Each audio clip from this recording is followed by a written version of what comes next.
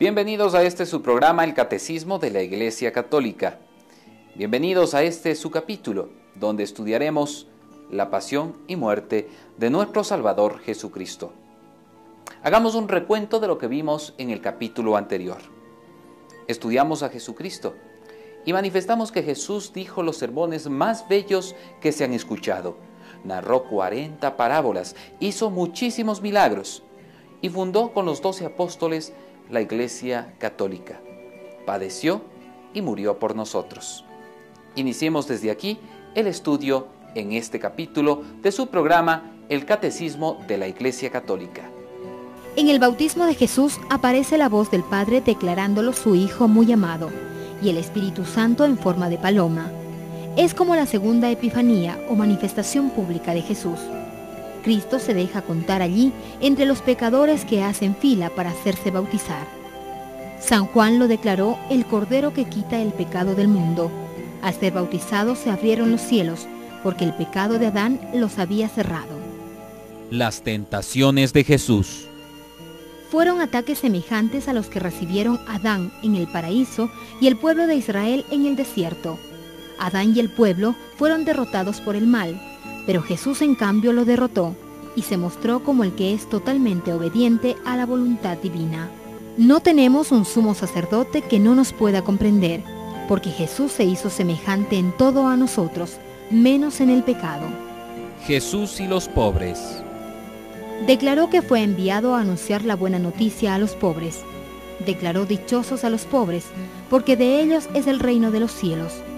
Jesús, desde el pesebre hasta la cruz, comparte la vida de los pobres, conoce y experimenta el hambre, la sed, la privación de los bienes, y hasta se identificó con los pobres, anunciando que todo favor hecho a un pobre lo recibe como hecho a él mismo. Jesús y los pecadores. Él acostumbraba a decir: yo no he venido a llamar a los justos sino a los pecadores. Los invita a la conversión, sin la cual no se puede entrar en el reino de los cielos, pero les demuestra con palabras y con hechos la misericordia sin límites del Padre Celestial hacia ellos, y la gran alegría que hay en el cielo por un solo pecador que se convierte. La prueba suprema de su gran amor hacia los pecadores es el sacrificio de su vida en la cruz para obtener el perdón de los pecados. Las parábolas del Evangelio. Algo típico de las enseñanzas de Jesús son las parábolas. Por medio de ellas invitó a todos al banquete del reino celestial, pero exige ciertas condiciones para poder entrar. Recuerda que no basta con buenas palabras para salvarse, sino que son necesarias las buenas obras y una conducta buena. Los milagros de Jesús. Para demostrar que sí es un enviado del Padre Celestial, Jesús obró impresionantes signos o milagros. Ellos son la comprobación de que Cristo sí es el Mesías o el Salvador anunciado por los profetas, y son la señal de que el Padre Dios está a favor de él, e invitan a creer en Jesús. Los milagros fortalecen la fe de los discípulos, pero son escándalo para sus enemigos que los atribuyen al mal. El poder de las llaves. Jesús eligió a los apóstoles para que lo acompañen y ayuden en su obra de evangelización, y entre ellos Simón Pedro ocupó el primer puesto. Él fue quien le dijo: «Tú eres el Hijo de Dios vivo». Y Jesús le respondió: «Tú eres Pedro, y sobre esta piedra edificaré mi iglesia. Yo te daré las llaves del reino de los cielos. Lo que ates en la tierra quedará atado en el cielo, y lo que desates en la tierra quedará desatado en el cielo». ¿Cuáles son los hechos principales de la pasión de Jesucristo? Los hechos principales de la pasión de Jesucristo son su agonía y sudor de sangre en el huerto de los olivos o Getsemaní, su flagelación y coronación de espinas, la subida al monte Calvario con la cruz a cuestas, la crucifixión, su agonía y muerte en la cruz. ¿Para qué quiso Jesucristo padecer y morir? Jesucristo quiso padecer y morir para reparar la ofensa hecha a Dios con nuestros pecados, y para merecernos el perdón junto con la Iglesia y el derecho al cielo. El profeta Isaías dice de Jesús: «Lo contemplamos herido por Dios y humillado. Él fue traspasado a causa de nuestras rebeliones y triturado por causa de nuestros pecados. El castigo que nosotros nos merecíamos cayó sobre Él y sus heridas nos curaron. Es de suma importancia para los cristianos y especialmente para los católicos saber que el cuerpo no muere, que solo se transforma.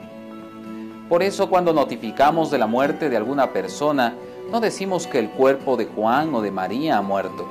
Manifestamos que la persona de Juan o María ha muerto.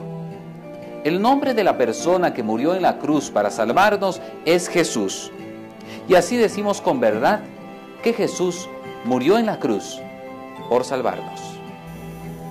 Del Catecismo de la Iglesia Católica, número 595 y siguientes, vemos que no todos los jefes judíos estuvieron de acuerdo en mandar a matar a Jesús. Nicodemo y José de Arimatea eran en secreto sus discípulos. San Juan dice que en vísperas de su pasión, un buen número de judíos creyó en él. Por eso, al día siguiente de Pentecostés, multitud de sacerdotes aceptaron la fe, y también varios de la secta de los fariseos. Por eso el apóstol Santiago dijo: miles de judíos han aceptado nuestra fe. Los pecadores fuimos los autores de la pasión de Cristo. Los culpables de este horrendo crimen somos los que continuamos recayendo en los pecados. Quienes siguen pecando, crucifican de nuevo al Hijo de Dios. San Francisco repetía: si sigues pecando, sigues crucificando a Jesucristo. Jesús fue crucificado para cumplir su plan de Dios. La muerte violenta del Redentor no fue fruto de una serie de circunstancias, sino el cumplimiento de un determinado plan hecho por Dios. Llegamos a la parte final de su programa, el Catecismo de la Iglesia Católica, y concluimos manifestando que el gran prodigio de Jesucristo es liberar a los seres humanos de la mayor esclavitud, que es la esclavitud del pecado. Él anuncia que si se trae el reino de Dios es para derrotar al reino del mal. Nuestro compromiso en esta tierra es de ser tierra fértil, no como aquellos que reciben los mensajes de Jesús y no producen frutos, ser aquellos que producen frutos. No ser como otros que son como piedras y espinas que ahogan y matan el mensaje recibido. Recordemos que a cada uno se le tomará cuenta del empleo que se ha hecho de los talentos recibidos. En el siguiente capítulo del Catecismo de la Iglesia Católica seguiremos estudiando a Jesucristo. Iniciaremos el estudio de la resurrección de Cristo. Muchísimas gracias por habernos acompañado. Vive con sabiduría.